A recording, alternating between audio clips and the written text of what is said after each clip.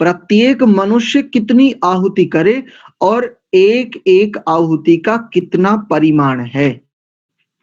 यहां पर उत्तर देते हुए कह रहे हैं प्रत्येक मनुष्य को 16-16 आहुति और 6-6 मासे घृत आदि। ये घृत का परिमाण है। आदि शब्द से सामग्री आदि के लिए भी कहा जा रहा है। अस्तु, एक एक आहुति का परिमाण न्यून से न्यून चाहिए और जो इससे अधिक करे तो बहुत अच्छा है। इसीलिए आर्यवर शिरोमणि महाशय ऋषि महर्षि राजे महाराजे लोग बहुत सा होम करते और कराते थे। जब तक इस होम करने का प्रचार रहा तब तक आर्यावर्त देश रोगों से रहित और सुखों से पूरित था। अब भी प्रचार हो तो वैसा ही हो जाए इत्यादि। तो सबसे पहले तो ये जो समस्या खड़ी हुई है 16 आहुतियों की, ये समस्या खड़ी हुई है सत्यार्थ प्रकाश से।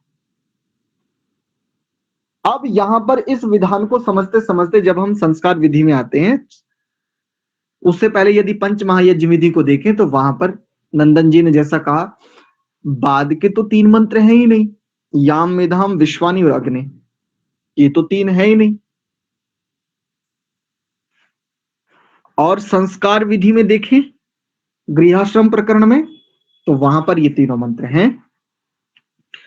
प्रातःकालीन, सायंकालीन और उभयकालीन में इन तीनों मंत्रों को भी समावेशित कर ले, ये कुल 16 आहुतियां ये हो रही हैं। इसके अतिरिक्त जो भी सामान्य प्रकरण है, आघार वाज्याहुति पर्यंत और पूर्णाहुति, मुझे लगता है कि ये यज्ञ का भाग होते हुए मुख्य आहुति इनकी है। प्रातःकालीन की प्रातःकालीन मंत्रों से, उनमें जो शिक्षा है, और सायंकालीन आहुतियां सायंकालीन मंत्रों से, उनमें जो शिक्षा।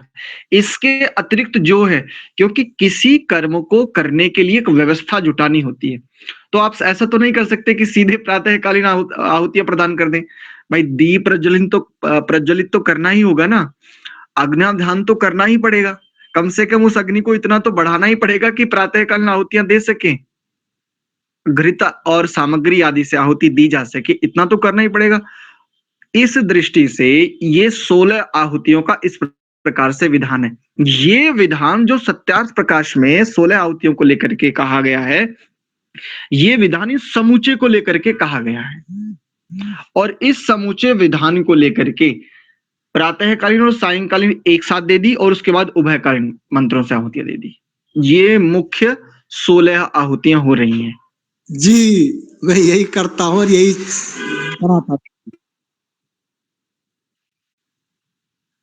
सत्यार्थ प्रकाश की इस पंक्ति के अनुसार ये 16 आहुतियां हो रही हैं। इससे बाद में जो पूर्णाहुति है ये भी यज्ञ का ही भाग है, किंतु ये इन मुख्य, बात समझिए वहां पर एक शब्द है मुख्य, प्रातःकालीन वेला में जो प्रातःकालीन यज्ञ हो रहा है उसमें प्रातःकालीन मंत्रों से है, और उन मंत्रों का अर्थ हम देखेंगे तो उसमें एक शिक्षा निहित है कि प्रातःकाल में ये होना चाहिए, ये एक विधान होना चाहिए।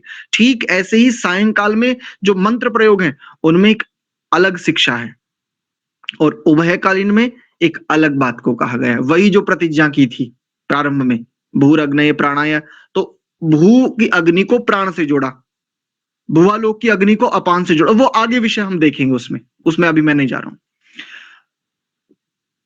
यानी एक, यदि उसको कहीं समुच्चय करके अगर एक कथन किया जाए तो सत्यार्थ प्रकाश में 16 आहुतियों का जो कम से कम विधान है वो समुच्चय कथन है, ऐसा। और ऐसा करने से यज्ञ पूर्ण माना जाता है। ये हुआ सामान्य यज्ञ।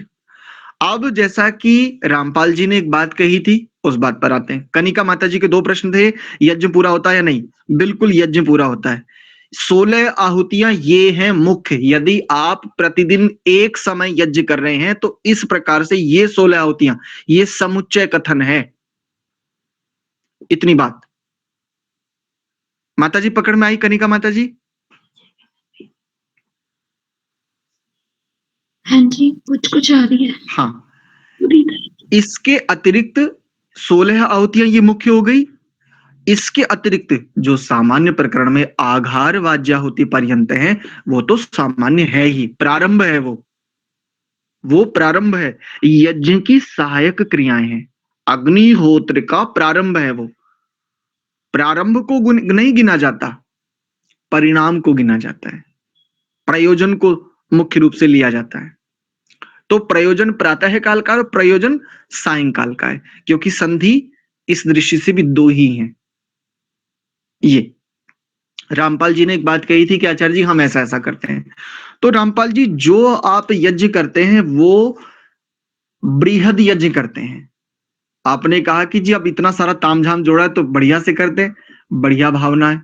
अभी आपके सामने सत्यार्थ प्रकाश की एक पंक्ति पढ़ी थी, कम से कम इतनी तो अवश्य करें और इससे अधिक करें तो उपकार ही उपकार है, लाभ ही लाभ है। ऋषि आज्ञा का पालन कर रहे हैं, इसमें कोई दोष नहीं है। हाँ, यदि बात विधि की है तो विधि को लेकर के एक बार अच्छे से विचार कर लेंगे। विधि वही रखिए जो विधि संस्कार विधि में। एक बार पूरे यज्ञ का हम स्वाध्याय कर ले में, इसके मंत्रों को ठीक प्रकार से अर्थ देख ले में, उसके पश्चात एक दिन पूरा सामान्य यज्ञ तो अभी हमारे समझ में आ ही गया है। इसके पश्चात पूरे बृहद यज्ञ को भी क्या क्रम होना चाहिए, मैं अभी इसलिए नहीं कह रहा हूं इस बात को, क्योंकि पूरे यज्ञ प्रकरण को अच्छी प्रकार देख लेने पर बहुत सारी बातें हमें समझ में आएंगी। कई सारे ग्रंथों का हम भी स्वाध्याय कर रहे हैं, आप लोग भी मिलकर के सहयोग कर रहे हैं, तो बहुत सारी बातें और हमें स्पष्ट हो जाएंगी। तो बृहद यज्ञ आप जो कर रहे हैं वो बृहद यज्ञ है। यदि प्रतिदिन भी कर रहे हैं तो आप सामान्य यज्ञ नहीं कर रहे हैं, बड़ा कर रहे हैं, बड़ा बृहद यज्ञ कर रहे हैं। और सामान्य से बृहद जो होता है वो विशेष होता है, तो आप विशेष व्यक्ति हैं, इसलिए धन्यवाद के पात्र हैं। अच्छा, अब आते हैं संतोष जी के ऊपर। संतोष जी, आपने एक प्रश्न पूछा था, आपको इस प्रश्न का उत्तर मिला? समझ रहा हूँ। अच्छा, और लगता दूसरे से। ठीक है, संतोष मेरा शर्मा नाम जी। हाँ, संतोष शर्मा जी थे। जी जी जी सर। जी आचार्य जी। तो आपको समझ में आया प्रातःकालीन जी जी बात पकड़ में आई? जी जी जी ठीक। पकड़ में धीरे आ रहा समझ में आचार्य जी। समझ में। जी जी तो यज्ञ एक बहुत बड़ी प्रक्रिया है जी जी और जितना यज्ञ हम तक पहुंचा है ये ऋषि दयानंद की विशेष कृपा है, जी बहुत विशेष कृपा है। जो संस्कार विधि सबसे पहले छपी है उसमें संस्कृत भाग एक और है पूरा का पूरा, और अर्थ थोड़ा सा विधान के रूप में, मंत्रों का विशेष अर्थ नहीं है, केवल विधान के रूप में थोड़ा सा, वो बिल्कुल बाद में है पूरा का पूरा। अगर उसको देखें, कल्प सूत्रों को देखें, ब्राह्मण ग्रंथों को देखें, मनुस्मृति आदि को देखें, इतना सरल नहीं है वहां पर यज्ञ। और यज्ञ जैसी विशिष्ट क्रियाएं जितनी सरल होंगी, सामान्य जनमानस भी उसके साथ उतनी ही सहजता से जुड़ पाएगा। सामान्य जनमानस को तनिक सी क्लिष्टता भी, तनिक भी अगर कठिनता लगती है, वो उसके साथ जुड़ेगा ही नहीं और अपने आप तो करने की सोचेगा ही नहीं। इसलिए हमने अपनी ओर से ये पूरा प्रयास करना है, यज्ञ जितना हो सके सरल ही होना चाहिए। और इसके लिए हमें हमारे आचार्य ने, महर्षि दयानंद जी ने एक बढ़िया छटनी करके दी है। शोभा माता जी ने हैंड रेज किया है, इनके प्रश्न को ले लेते हैं। ओम नमस्ते आचार्य जी। जी नमस्ते। दैनिक यज्ञ में जो 16 मंत्र हैं एक बार पुनः बता देंगे, और विशेष यज्ञ में कौन कौन से मंत्र आते हैं इसका भी थोड़ा सा एक बार पुनः बता दीजिए। जी, विशेष यज्ञ जिसे बृहद यज्ञ कहते हैं, इसको पूरा यज्ञ प्रकरण का स्वाध्याय करने के बाद, प्रत्येक मंत्रों का अर्थ देखने के उपरांत और अन्य संदर्भित ग्रंथों से जिन जिन का आश्रय करके हम स्वाध्याय कर रहे हैं, इनके पश्चात बृहद यज्ञ के लिए पूरे क्रम को वहां बताएंगे।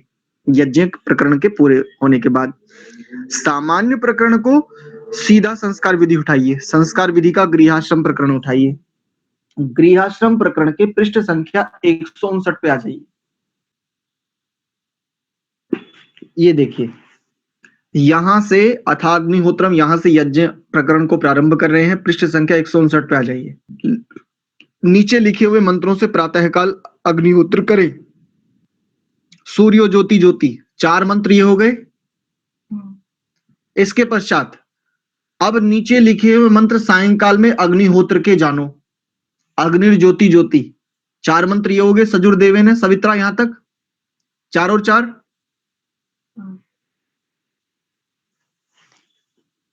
8। और यहां पर आ जाइए उभयकालीन, अब निम्नलिखित मंत्रों से प्रातः सायं आहुति देनी चाहिए। भूरग्नय प्राणाया यहां से लेकर के और भुवर्वायवे स्वरादित्याय भूर्भुव स्व, इन तीनों से एक बार, आपो ज्योति, याम मेधाम, विश्वानिदेव और अग्ने नया, 8 हो गई, ये गिन लेना। ठीक है जी। हम ऋषि विधान को ठीक। हम ऋषि विधान को सर्वोपरि मान करके चलेंगे। इसके अतिरिक्त जिन सभाओं ने, जिन आचार्यों ने, विद्वानों ने जो भी कुछ विधान दिया है, जैसे संस्कार विधि को लेकर के 2 प्रामाणिक यज्ञ के पुस्तक माने जाते हैं, एक नित्य कर्म विधि और एक संभवतया आर्ष सत्संग गुटका करके कोई ऐसा है, यज्ञ पर्व सुधा करके एक पुस्तक है। मुख्य रूप से जिनका आश्रय करके प्रायः अधिकांश विद्वान लोग ये यज्ञ आदि संपन्न कराते हैं, वो 3 है मेरी दृष्टि में जो आए हैं। एक तो नित्य कर्म, वैदिक नित्य कर्म विधि करके है, ये सोनीपत से छपती है, जो रेवली वाला संस्थान है। और एक आर्ष सत्संग गुटका करके संभवतः ऐसा ही कुछ नाम है, ठीक ठीक मुझे नाम स्मरण नहीं है। आर्य और सत्संग गुटका है जी, आसाना गोविंद राम वालों का, जी गोविंद राम हासाना जी। सार्वदेशिक, हाँ सार्वदेशिक के आधार पे ही छपा था उन्होंने। ठीक है। और तीसरा यज्ञ पर्व सुधा, ये पुस्तक बहुत कम उपलब्ध होती है, किंतु इस यज्ञ पर्व सुधा में भी एक बढ़िया हमें विधान मिलता है। यज्ञ पर्व सुधा को यदि हटा देते तो मुख्य रूप से 2 ग्रंथों का आश्रय करके हम सब प्रायः इस यज्ञ रूपी क्रिया को पूरा कर रहे हैं, इस विधान का पालन करने का प्रयत्न कर रहे हैं। इन दोनों में जो जो विधान दिया है वह विधान ऋषि के, और ऋषि ने जिन संदर्भित ग्रंथों से ये विधान हमारे तक पहुंचाया है, यदि उनके विरुद्ध नहीं है, उन चाहे वो किसी भी सभा का हो, चाहे वो किसी भी विद्वान का हो, उसे हमें स्वीकार करने में कोई आपत्ति नहीं होनी चाहिए। किंतु जब तक हम स्वयं से जांच परख ना कर लेवें, स्वाध्याय आदि ना कर लेवें या परस्पर विचार विमर्श ना कर लेवें, तब तक आंख बंद करके अपने आचार्य का उत्तरीय हमें नहीं छोड़ना चाहिए। ऋषि और विद्वान, इस पर एक गंभीर कक्षा हुई थी प्रारंभ में, बिल्कुल तब तक हमारे लिए ऋषि का ग्रंथ ही विधान है। हमारे आचार्य ने जो विधान दिया है, हम कम से कम ये कह सकते हैं जो आपने हमें राह दिखाई है, हम उस राह पर चल रहे हैं। ठीक है जी। कुछ लोगों ने अभी हाथ खड़े और कर लिए। अच्छा, नंदन जी ने भी हाथ खड़ा किया है। जी नंदन जी। जी, वो जो यज्ञ पर्व सुधा है जी, वो मेरे पास भी है। अच्छा, उसकी विधि सही है। यज्ञ पर्व सुधा में या जो जिस यज्ञ विधि से मैं करता हूँ, उसमें जो बृहद यज्ञ की विधि है वो पूरी है, और उसके बाद दैनिक है, और तब है पूर्णाहुति। और जो प्राय सर्वत्र ही होता है, वो आघारा वाद्य भागावती से करके फिर क्या करेंगे, प्रातःकालीन, सायंकालीन, और फिर आघारा वाद्यावती से बृहद यज्ञ की परंपरा चलाते हैं। तो यज्ञ पर्व सुधा को आप देखेंगे तो उसमें ये है। मीना आर्य जी। हाँ आचार्य जी नमस्ते। मैं ये कह रही थी, मैं कहा ये जो हम 5 आहुति और देते हैं उससे पहले हवन में ओम अयंत में आत्मा, तो ये भी तो उसी में आएंगी। किसमें? 16 आहुति से तो ज्यादा नहीं हो जाती हैं? जी, स्वामी विदेह योगी जी ने उसका एक वीडियो भी हमने ग्रुप में भेजा था, उन्होंने इस पर एक शंका उठाई थी कि ये यज्ञ का भाग नहीं। और इस वीडियो के उपरांत हमने पिछली कक्षा में ये कहा था, सामान्य रूप से यदि देखें, व्यवहारिक दृष्टि से यदि देखें, तो ये पंचगृहित आहुति अग्नि को अच्छे प्रकार से इतना प्रज्वलित करने के लिए है ताकि उसमें घृत और सामग्री दोनों की हवि प्रदान की जा सके, ताकि उसमें अच्छे प्रकार दहन हो सके। जो मुख्य यज्ञ प्रारंभ हो रहा है वो प्रातः काल का प्रातःकालीन मंत्रों से और सायंकाल का सायंकालीन मंत्रों से। यदि यूं देखेंगे, अगर समूचे विधान को देखेंगे ना, तो भूर्भुवः स्वः के उपरांत जहां से आप अग्नि ध्यान कर रहे हो, ये भी तो एक आहुति है। हाँ जी भाई, अग्नि का आधान ये भी तो एक आहुति है। उसके बाद उद्बुद्ध स्वाग्नि, ये भी तो एक, अगर ऐसे गिनोगे ये यज्ञ का प्रारंभ है।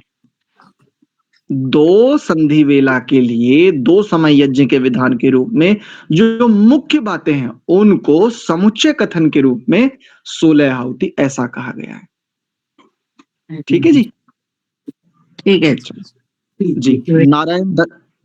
नारायण दत्त शर्मा जी। सर्वेभ्यो नमो नमः। विशेषकर आपको। वैसे मैं तो ये कहूंगी कि अपनी जो सार्वदेशिक सभा है ना जी, कोई एक इन सब में जैसे आप विचार विमर्श कर रहे हैं, बहुत अच्छा लग गया।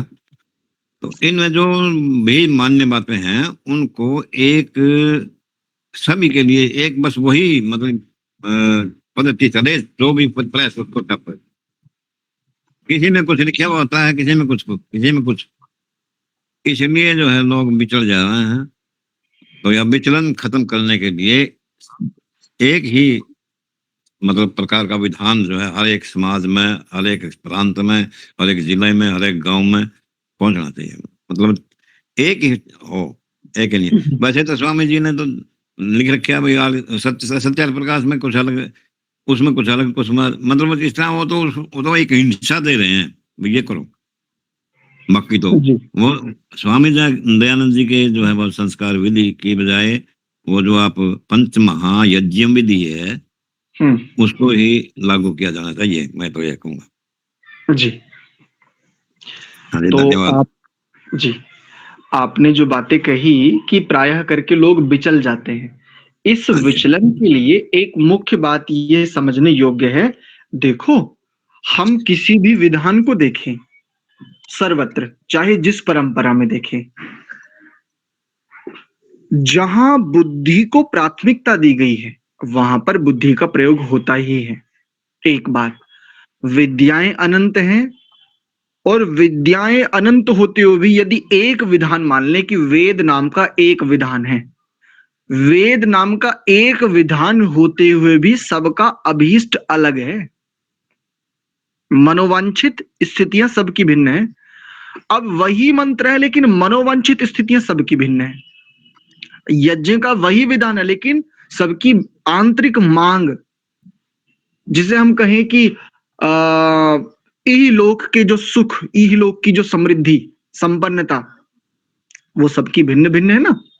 इस दृष्टि से बहुत कुछ अलग अलग होने पर भी हमें विचलन लाने की तो आवश्यकता है नहीं। विचलित क्यों हुआ जाए भाई? मुख्य बात है यज्ञ, अग्निहोत्र, और वो यदि हम कर पा रहे हैं प्रभु कृपा से, बस पर्याप्त है। हाँ, रहा प्रश्न विधान का कि भाई जैसा जैसा ऋषियों ने विधान दिया वैसा ही उसी विधान के अनुसार सब करें, अभी संभव नहीं है।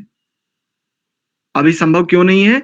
बहुत सारी बातें इसमें से, जैसे आपस में सभाओं के जो सभाधिकारी हैं, इनके आपस में किसी बात को लेकर के नीर निर्णय वाली बात आ ही नहीं पाती। प्रायः अपने पक्ष को लेकर के आग्रह आदि रखते हैं, अपने अपने ऊहा और तर्कों को प्रधानता देते हैं। आज अगर देखें लगभग 150 वर्ष हो गए हैं। 150 वर्ष में ये नहीं होना चाहिए था, अवश्य होना चाहिए था, किंतु जब जब कभी संगोष्ठियां हुई हैं निर्णय तक पहुंचने ही नहीं दिया गया। इतने तर्क, इतने प्रकार के वहां पर प्रश्न उपस्थित किए गए, इतने प्रकार के आख्यान रखे गए हैं, वो आख्यान सुलझाने के लिए नहीं रखे गए हैं। जितने भी बड़ी बड़ी संगोष्ठियां हुई, जितने, उनमें से कुछ एक में मुझे भी भाग लेने का अवसर मिला प्रभु कृपा से, वहां पर भाग लेने के उपरांत मैं भी इस निर्णय पे पहुंचा, वहां जो दोनों पक्षों की ओर से तर्क प्रतितर्क प्रमाण प्रमाण रखे जा रहे हैं, वो किसी निर्णय तक पहुंचाने के लिए नहीं, मेरी बात ठीक है इस बात को सिद्ध करने के लिए। ये होगा, होना चाहिए, अवश्य होना चाहिए, किंतु सबके लिए एक बात अवश्य ही माननीय है, और वो ये अपने को, इस अपनी बात को, मैं सही हूं, अपने में श्रेष्ठता और दूसरे में अधमता या नीचता या निम्नता, दूसरे में दोष दर्शन, या मैं ही ठीक हूं, ये वाली जो बात है, इसको हमें तनिक अलग हटाना होगा, बिल्कुल सरल होकर के। जब जो विद्वान ये कह रहा है मैं ही ठीक हूं, तुम्हें भी तो ये विधान मिला ही है ना परंपरा से, तुमने स्वयं तो नहीं खोजा, तुम इसके प्रणेता तो नहीं हो, अनुगंता हो ना, आचार्य मुख से और प्रशिक्षण आदि के माध्यम से तुमने भी अनुगमन ही किया है ना, प्रणेता नहीं हो। यदि तुम प्रणेता होते तो तुम इस बात को कह सकते थे, हाँ जो मेरा पक्ष है वो आत्मनिष्ठ होकर के अनुसंधानात्मक दृष्टि से स्वयं खोजा गया है। तो जो भी विद्वान है उन सब ने, हम सब ने भी अनुगमन ही किया है ऋषियों का, ऋषियों की बातों को समस्या के समाधान के रूप में लेते हुए और सरल दृष्टि से अपनी विद्वत्ता और अपनी श्रेष्ठता को तनिक अलग रख करके एक सामान्य विधान अवश्य किया जाना चाहिए। उसी के लिए हम प्रयास कर रहे हैं, जितना हो सकता है सब मिलकर के प्रयास करें, अवश्य हो जाएगा, जितनों का भी हो पाएगा। और एक और बात आगे बढ़ के कहते हैं, यदि नहीं भी हो पाता है तब भी हताश, निराश, उदास होने की आवश्यकता है ही नहीं। यज्ञ तो हो रहा है ना, हमने पहले ही कहा था, सबसे प्रथम ही कहा था, हमारा प्रयोजन है अग्निहोत्र यज्ञ, उसमें पदार्थ अच्छे प्रकार जाने चाहिए, उसमें यज्ञ का प्रयोजन है यज्ञ पूर्वक ईश्वर उपासना, ईश्वर की उपासना के लिए हम यज्ञ कर रहे हैं। और यदि विधान में हमसे कुछ न्यूनाधिक हो भी रहा है ना, कह तो रहे हैं इदं न मम, कह तो रहे, कितनी बार कह रहे हैं इदं न मम, और सर्वम वै पूर्णम स्वाहा, प्रभु आप ही ने दिया, आप ही के द्वारा दिए गए पदार्थों से आप ही की आज्ञा पालन के लिए मैंने ऐसा प्रयास किया, मैंने आपकी आज्ञा का पालन किया है। यदि मुझसे कोई चूक, कोई न्यूनाधिकता रही है, उसको आप अपने से देख लेंगे, क्योंकि आप मेरे पिता हैं, आपने ये सृष्टि रूपी यज्ञ किया ना, मैं तो इसी की प्रतिकृति के रूप में आप ही का अनुसरण कर रहा हूं। अनुसरण में और बिल्कुल वैसा का वैसा ही प्रणयन में, दोनों में अंतर होता है। अनुसरण करता प्रायः कुछ ना कुछ न्यूनाधिक कर सकता है, लेकिन प्रणयन करता जो है ये बिल्कुल निश्चित विधान को देने वाला होगा। ठीक है जी, तो इसमें हमें बिल्कुल भी विचलित होने की आवश्यकता नहीं है। हमारा मुख्य कर्म है यज्ञ, और यज्ञ हो रहा है उत्तम पदार्थों से, उत्तम घृत आदि सामग्रियों से, और ईश्वर उपासना हमारा यज्ञ का मुख्य केंद्र है, परिधि है, तो हम ठीक है। विधान में कुछ न्यूनाधिक है, कोई बात नहीं, जब सब लोग मिलकर के सर्वसम्मति से या परस्पर विचार विमर्श होकर के जितने अंशों में सुलझ जाए अच्छा है, नहीं सुलझे कोई बात नहीं। कहां सब कुछ, सारी गुत्थियां कब सुलझ पाती हैं? कभी नहीं सुलझ पाती। मैं आप के समक्ष एक बात रखूं,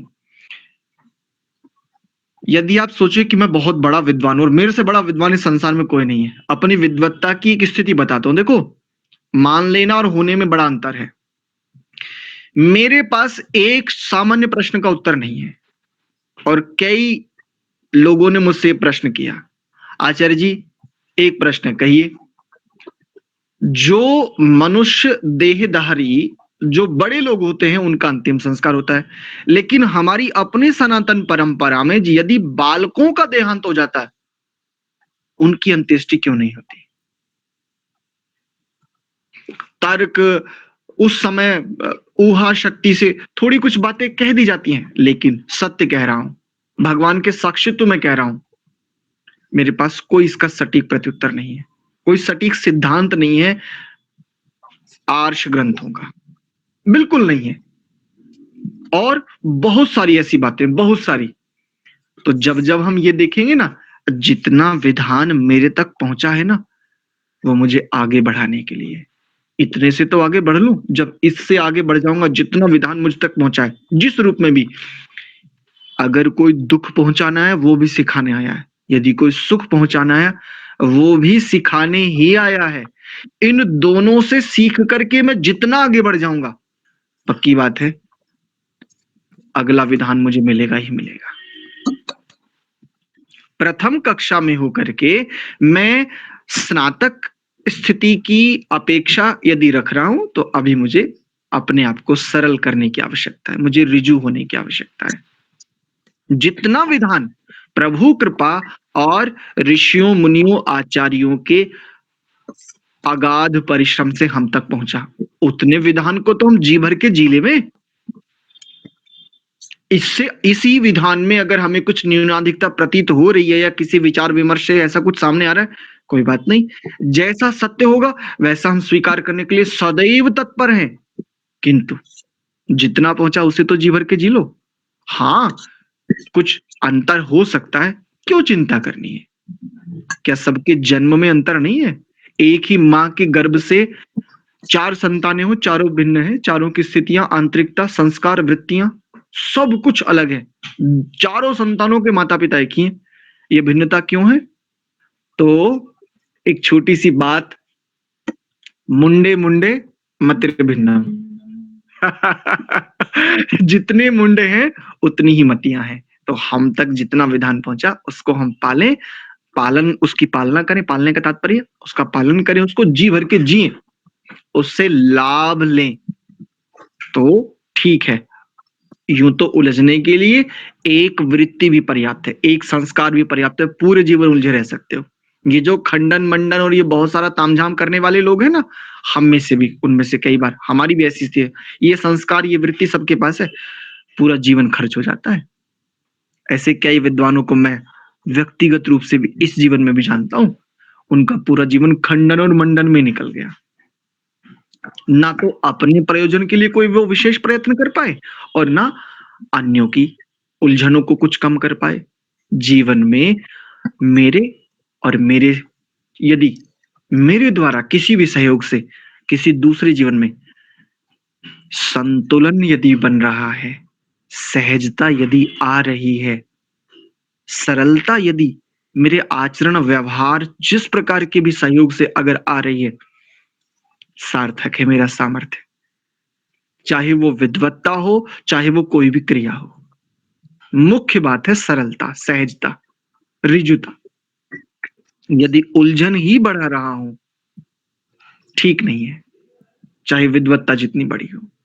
जी, अंतिम बात मैं भी यही कह रहा था कि अलग अलग पुस्तकों की बजाय जो हमारे पास संस्कार विधि है, संस्कार विधि स्वामी जी का अंतिम कृति है, उसी को आधार मान करके हम अपनी क्रियाओं को करें, और या उस पुस्तक को लें जो संस्कार विधि के अनुसार छपी हुई है। बस इतनी बात मेरे को आप सबसे कहनी थी। ओम जी जी जी, बिल्कुल ठीक बात है। हम अपने आचार्य का उत्तरीय नहीं छोड़ सकते। सामान्य अपनी सनातन परंपराओं में, जिन्हें हम पौराणिक और हिंदू कह देते हैं, अपने भाइयों को, अपने परिवार को, लोगों को, उनके ऐसे किसी भी आचार्य को देखो, किसी को भी, और उस आचार्य से जुड़े हुए जितने लोग हैं उसको देखो। अगर गलत है तो गलत के प्रति भी समर्पण है। भाई ये मेरे गुरु ने दिया है, ये मेरे गुरु ने दिया, और मैं अपने गुरु के द्वारा दिया गया मैं छोड़ना नहीं चाहता, चाहे आप जितनी सत्य बातें, आपके सत्य से मुझे कोई दिक्कत नहीं, कोई समस्या नहीं है, किंतु ये मेरे गुरु जी ने दे रखा है। अपने आचार्य के प्रति ये निष्ठा, हम ऋषि के प्रति इतनी निष्ठा नहीं रख पा रहे, बड़ा विचारणीय है। हम अपने इन परिवार के अन्य लोगों से, जिनको प्रायः हम हेय दृष्टि से या जिनमें प्रायः हम दोष दर्शन करते हैं, उनसे ये बड़ी सीख लेने की आवश्यकता है। वो अपने आचार्य के प्रति उस संदर्भ में भी निष्ठा रखते हैं और पूरी निष्ठा रखते हैं। विचलित नहीं कर सकता उनको, कोई भी विचलित नहीं कर सकता। जैसे सीहोर वाले एक महाराज जी हैं, क्या नाम है उनका, पिछले दिनों बड़े चर्चा में रहे, वो बेलपत्र आदि से वो पास हो जाते हैं बच्चा, वो क्या नाम है, प्रदीप मिश्रा। इनके किसी भी समर्थक को, इनसे जुड़े हुए किसी भी व्यक्ति को आप कुछ भी समझा करके देखो, कुछ भी, मतलब एक प्रत्यक्ष बात बता रहा हूं, पहले तो सुनेगा नहीं, और अगर सुन भी लेगा आप उससे कुछ भी मनवा करके बता देख लेना, कभी भी। ये प्रत्यक्ष बात बता रहा हूं, बिल्कुल प्रत्यक्ष।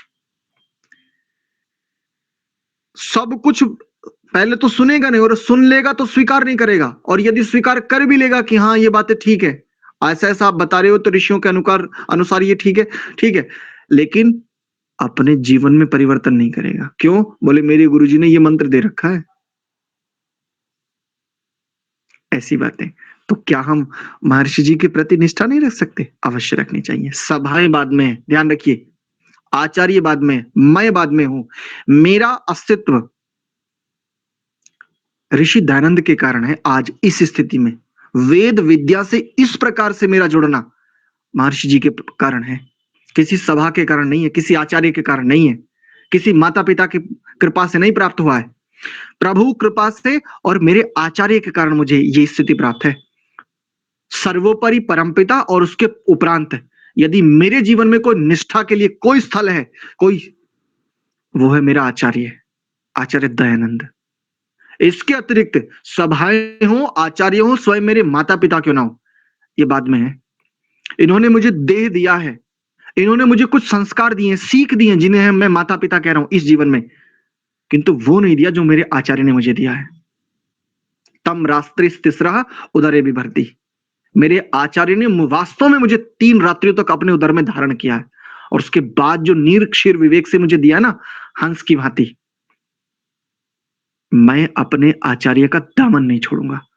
इस दृढ़ता को हमें लाना होगा, तब सभाएं, आचार्य, मैं, हम, तुम, वर्तमान और भविष्य सब बाद में है।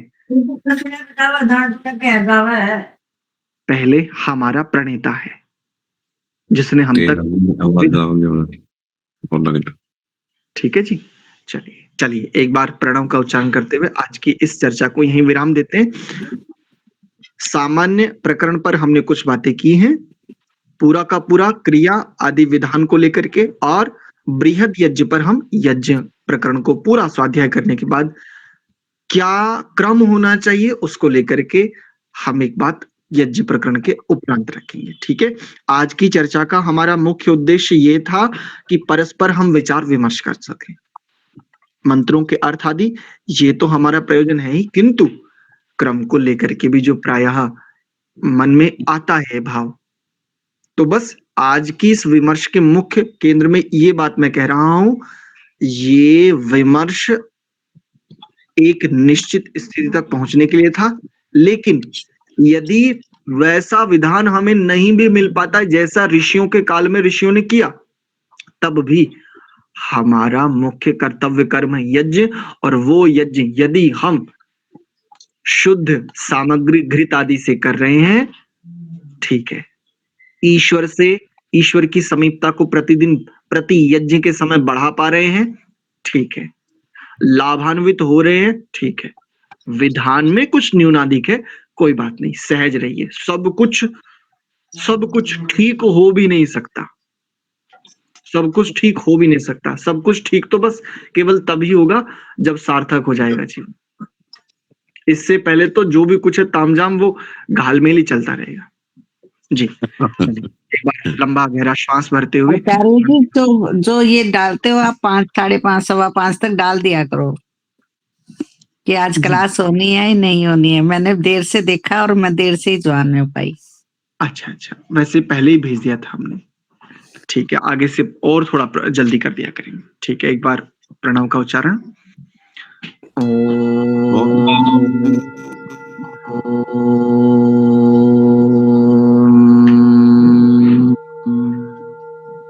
शांति शांति शांति ही।